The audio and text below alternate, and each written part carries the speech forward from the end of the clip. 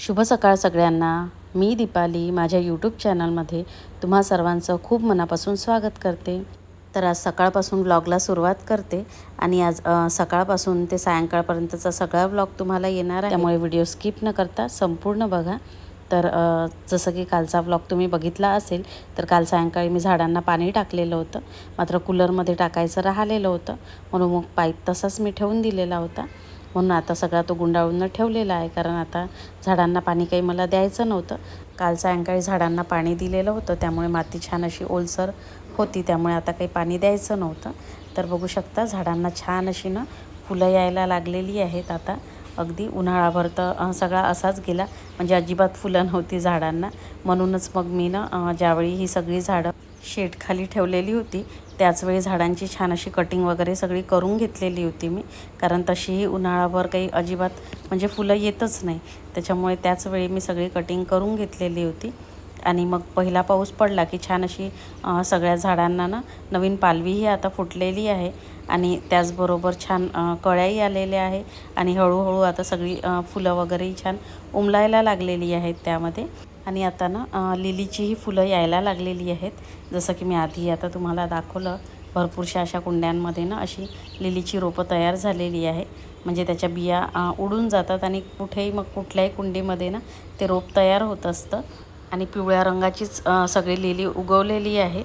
मात्र माझ्याकडे पिंक कलरची पण आहे, मात्र ते कळी आल्यानंतर किंवा फूल आल्यानंतरच कळेल की ते कुठल्या कुंडीमध्ये लागलेलं आहे म्हणून.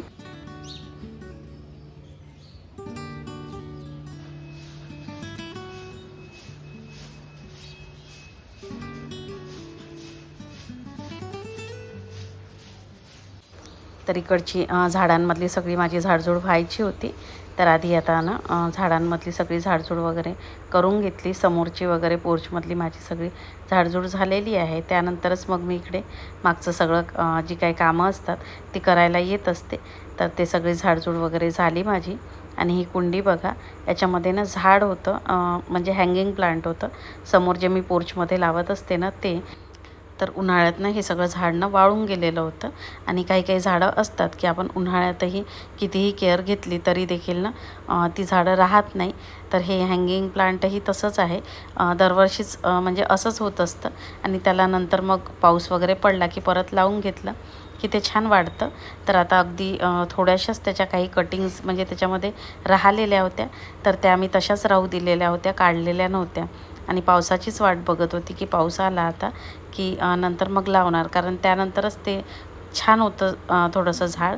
म्हणून आता त्याच्या कटिंग मी छोट्या छोट्या कापून घेत होती, म्हणजे त्याच्यामध्ये मग मी त्या रोवून घेणार मातीमध्ये. आणि छोट्याशा कटिंगपासनं छान तयार होतं हे सगळं झाड. आणि ते जेव्हा वाढतं तेव्हा ते छान असं लटकतं, म्हणजे त्या कुंडीमध्ये तर खूप छान दिसतं ते झाड. तर चला आता त्याच्या छोट्या छोट्या कटिंग्स कापून मी मग मातीमध्ये रोवून घेतल्या त्या.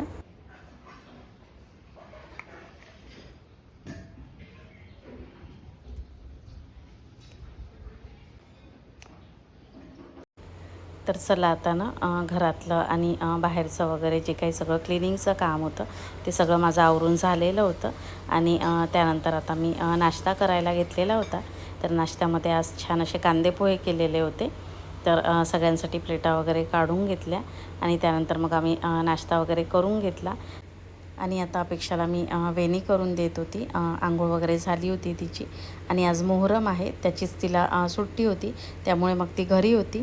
आणि तसंही तिला फ्रायडे, सॅटर्डे आणि संडे अशा 3 दिवस कंटिन्यू तिला सुट्ट्याच आलेल्या आहे, त्यामुळे आता ती घरीच होती. तर चला आता अपेक्षाची वेणी देखील करून झालेली होती. आणि इकडे मग मी स्वयंपाकाच्या तयारीला लागलेली होती. तर स्वयंपाकामध्ये मी कोहळ्याची भाजी करायला घेतलेली होती आणि इकडे पीठही मळून घेतलेलं होतं.